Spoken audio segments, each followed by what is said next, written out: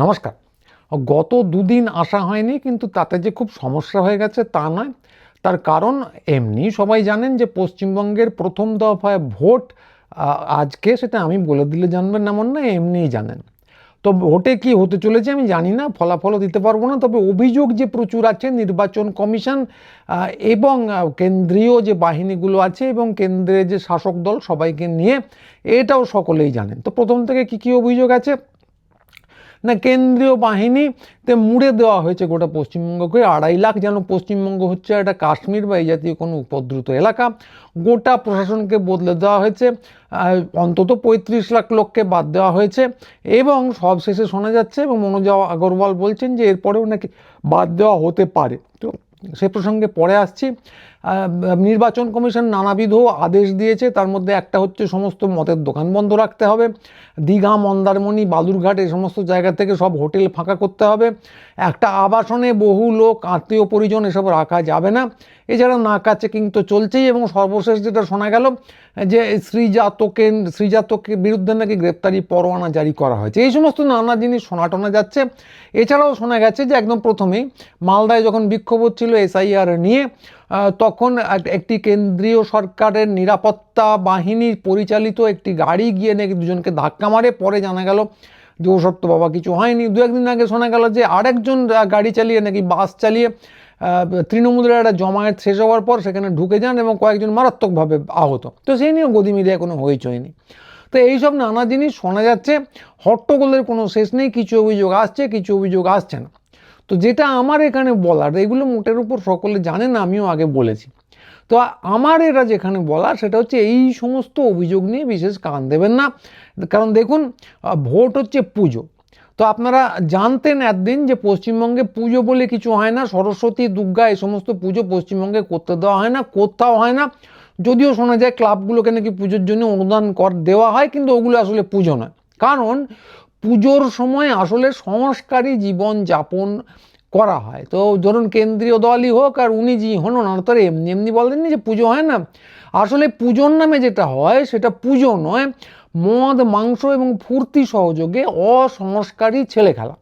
তো সেই জন্যেই ওনারা একবার একটু ক্ষমতার স্বাদ হাতে পেয়ে নির্বাচন কমিশনের মাধ্যমেই হোক আর যেভাবেই হোক ক্ষমতার স্বাদ হাতে পেয়েছেন। সে হয় না প্ল্যানচেটের সময় যে ভূত কারোর উপর ভর করে, তো তখন ভূতের হাতে তো পুরো ক্ষমতা নেই, তো আত্মা এসে কিছুক্ষণের জন্য ক্ষমতা ফলিয়ে যায় একটি মানুষের উপর। তো সেরকমই নির্বাচন কমিশনের হাত দিয়ে ওনারা এখন পশ্চিমবঙ্গে খানিকটা ক্ষমতা পেয়েছেন, ক্ষমতার স্বাদ পেয়েছেন।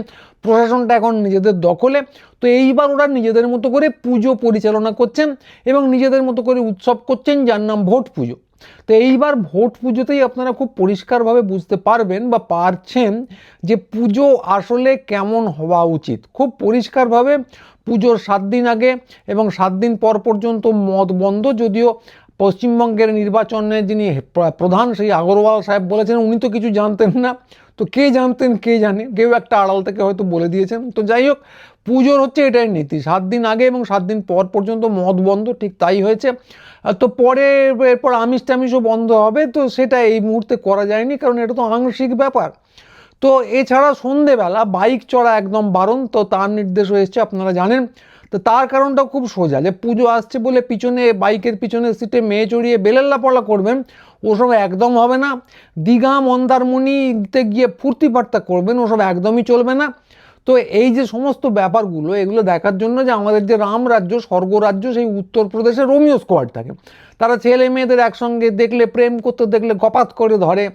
একসঙ্গে বেরোনো বারণ, মেয়েরা একা বেরোলে তাদেরকে কপাত করে ধরে। কিন্তু এইগুলো তো পশ্চিমবঙ্গে এই মুহূর্তে করা যাচ্ছে না। তো মানে রোমিও স্কোয়াড এখনো নেই। যতই বিজেপি ক্ষমতায় আসবে করে লাফাক, তারা এখনো সংগঠনটা তৈরি করতে পারেনি। ফলে যেটা করা হচ্ছে যে কেন্দ্রীয় বাহিনী কিন্তু বিষয়টা দেখছে। যারা অযোধ্যায় পুজো দিয়ে এসেছে, আপনারা জানেন অযোধ্যায় পুজো দিয়ে সাঁজোয়া গাড়ি চড়ে পশ্চিমবঙ্গে এসে উপস্থিত করে হয়েছে। তো তারা এই বিষয়টা দেখছে। তো তারা কী দেখছে না, খুব পরিষ্কারভাবে এইটা একদম এনশিওর করার চেষ্টা করছে যে পুজো মানে কিন্তু হুল্লোড় নয়, পুজো মানে হচ্ছে শৃঙ্খলা এবং হিন্দুত্ববাদীদের মতো করে শৃঙ্খলা, বাইরে টেঁপও করা যাবে না। তাই খুব পরিষ্কার, মোড়ে মোড়ে দাঁড়িয়ে আছে শৃঙ্খলা রক্ষাকারী সাঁজোয়া বাহিনী এবং তারা যে কোনো সময় যে কোনো লোককে পরীক্ষা করতে পারে। তো পরীক্ষা মানে কি? পরীক্ষা মানে হচ্ছে আপনাকে হাতে সবসময় বার্থ সার্টিফিকেট, মাধ্যমিকের অ্যাডমিট কার্ড, পাসপোর্ট, আধার, ভোটার, প্যান, এছাড়া সম্পত্তির দলিল, বিয়ে সার্টিফিকেট আর যা যা পাবেন, যেগুলো দরকারি মনে করেন বা যেগুলো দরকারি মনে করেন না, ব্যাংকের পাসবই সব নিয়ে ঘুরবেন। দরকার হলে হাতে একটা ছোটো ব্যাগ রাখবেন। তো এইটা হচ্ছে, নইলে কিন্তু ওরা ধরতে পারে। এইটাই হচ্ছে শৃঙ্খলার আসল মানে। তো পুজোর কথা হচ্ছে, এমনিও তো ধরতে পারে। যদি পুজোর কথা হচ্ছে ভোট পুজো, তো এইগুলো দেখে যদি পছন্দ হয় তবে কিন্তু তারা মণ্ডপে ঢুকতে দেবে, নইলে কিন্তু সোজা সোজা শ্রীঘর। আর শ্রীঘর মানে এখন কিন্তু এদেশও নয়, বিদেশে অর্থাৎ কিনা বাংলাদেশেও পাঠিয়ে দিতে পারে। তো দেখে শুনে ওরা পছন্দ করবে সবসময় তাও না। তো উৎসবের জন্য একটা লিস্টই তৈরি হচ্ছে অনেকদিন ধরে। যে খুশি এসে, ধরুন আপনার আবাসনে পুজো হচ্ছে, যে খুশিতে চলে আসতে পারে না, আপনার আবাসনে কারা ঢুকবে তার একটা নিয়ম কানুন আছে, তার একটা তালিকা আছে, এসব হতে পারে, অনেক জায়গায় হয় শুনেছি আমি।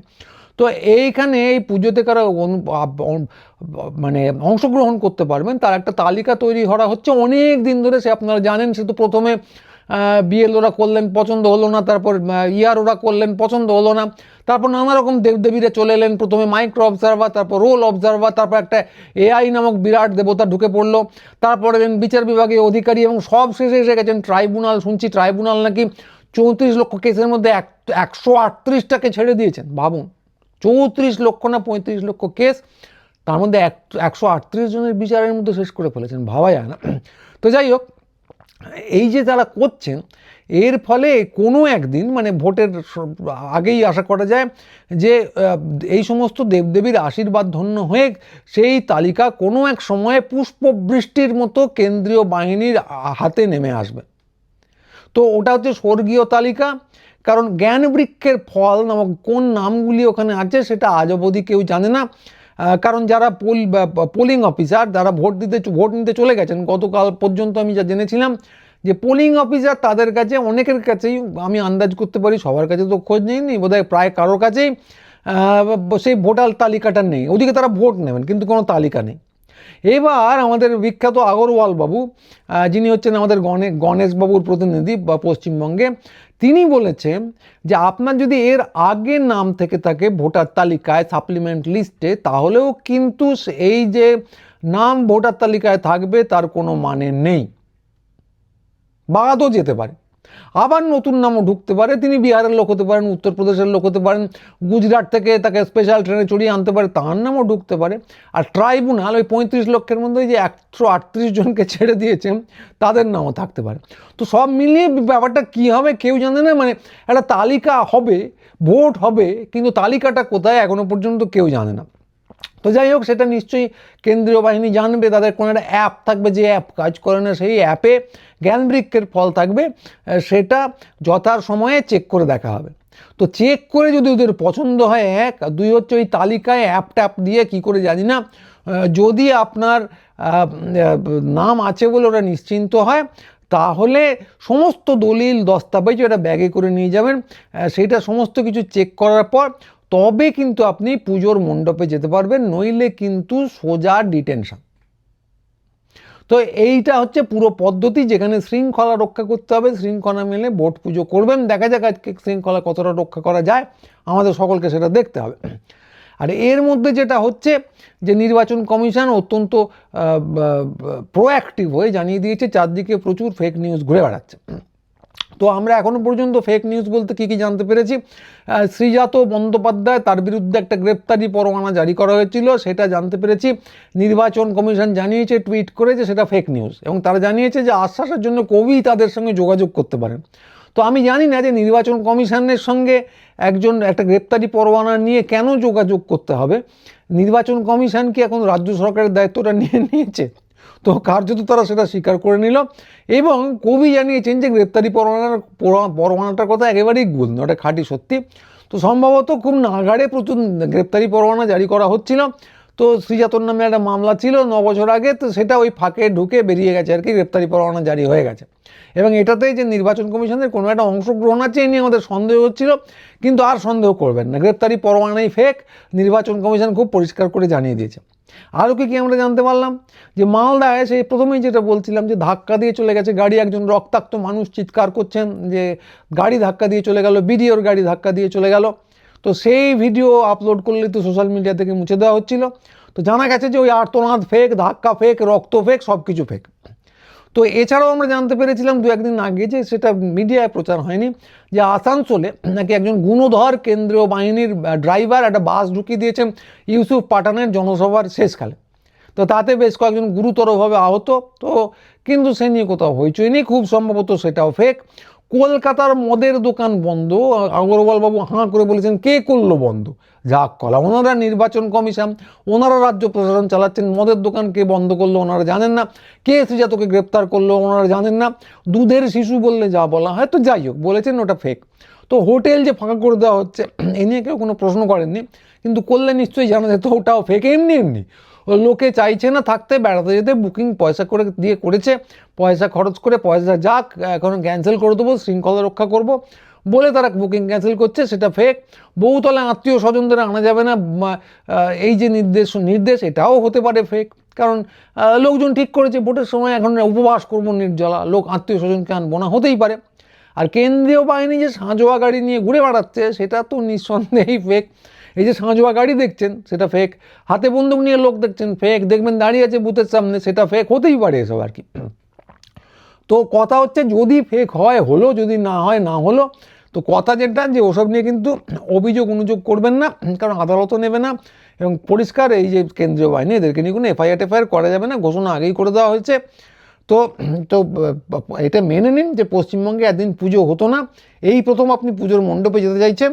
তো একদিন যারা ফুর্তিতে গজল্লা করতে করতে পাড়া প্রতিবেশীর সঙ্গে ভোট দিতে গেছেন, এবং ভোটের লাইনে একটা সামাজিক যোগাযোগ তৈরি হয়ে যেত পশ্চিমবঙ্গের বেশিরভাগ জায়গাতে, তো সেটা কিন্তু কখনো ভোট হয়নি। মেনে নেবেন যে পশ্চিমবঙ্গে পুজো এবং ভোট কোনোটাই ভালোভাবে কখনো হয়নি।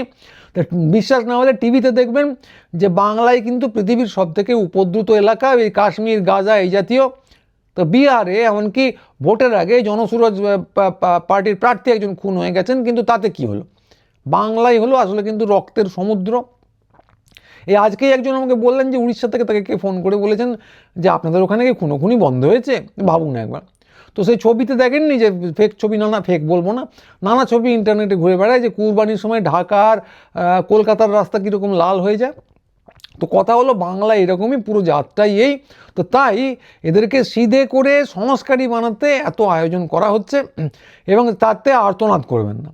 তা আর্তনাদ করলে কেউ কিন্তু শুনবে না, আর্তনাদ করলে শোনার কোনো ব্যাপার নেই, কারণ এই পুরো প্রক্রিয়াটাই বধিরতার উপর দাঁড়িয়ে হচ্ছে। মানে সে একটা গায়ত্রী চক্রবর্তী বিভাগের লেখা ছিল যে ক্যান সাবঅল্টার্ন স্পিক, তো সেটা নিয়ে আমরা পরে আলাদা করে অনুষ্ঠান করতে পারি, এই বলতে বলতেই মাথা এলো। তো যাই হোক, কথা হলো যে আপনি চেঁচান, যতই চেঁচান কারো কানে আসবে না, তার উপরে কিন্তু এই পুরো ব্যবস্থাটা তৈরি হয়েছে। ইংরেজ আমলে যেরকম সতীদাহের সময়, ইংরেজ আমলে সতীদাহের সময় সংস্কারী নারীদের চিতার উপর বাঁশ দিয়ে চেপে রাখা হতো, ওটাই কিন্তু সংস্কারে বাধ্য করা। তো তারপর ঢাক ঢোল বাজানো হতো যাতে আর্তনাদ করলেও চেপে দেওয়া যায়। তো সেই ব্যবস্থা কিন্তু এখানেও পরিষ্কার পাকা। তো আপনি যদি বেঁচে যান কোনোভাবে ওই চিতার উপর থেকে, তাহলে বাঁচলে সংস্কারের নাম, আর যদি মরে যান তাহলেও কোনো রকম চিন্তা করবেন না।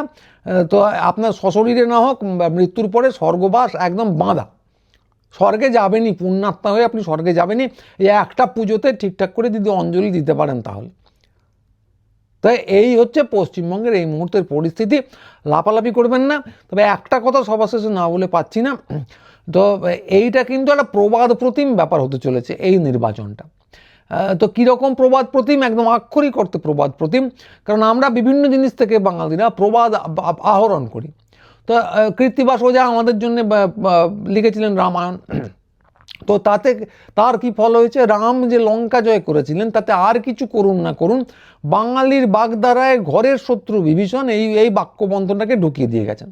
তো মারাঠারা এসেছিল আক্রমণ করতে, তারা লুটপাট প্রচুর করেছে, কিন্তু আর কিছু করুক না করুক, বাংলার প্রবচনে বর্গী এলো দেশে, এইটা কিন্তু ঢুকে গেছে, কেউ আর বার করতে পারেনি। তো এই যে ওয়েস্ট ইন্ডিয়া কোম্পানি, গোটা দিল্লি, গোটা গুজরাট মিলিয়ে যারা কেন্দ্রীয় উপস্থিতি, এরা আর কিছু না করুক, এরা কিন্তু এবার প্রবাদ প্রবচনে ঢুকে যাবেই, কেউ আটকাতে পারবেন না। এবার ধরুন গণেশের নাম হয়ে যেতে পারে, আমাদের গণেশবাবুর নাম হয়ে যেতে পারে গোবর গণেশ। তা গোবর গণেশের একটা ভালো মানে তো আছে যে গোবরে জন্মানো গণেশ, এটা কোনো একটা সমাস হবে।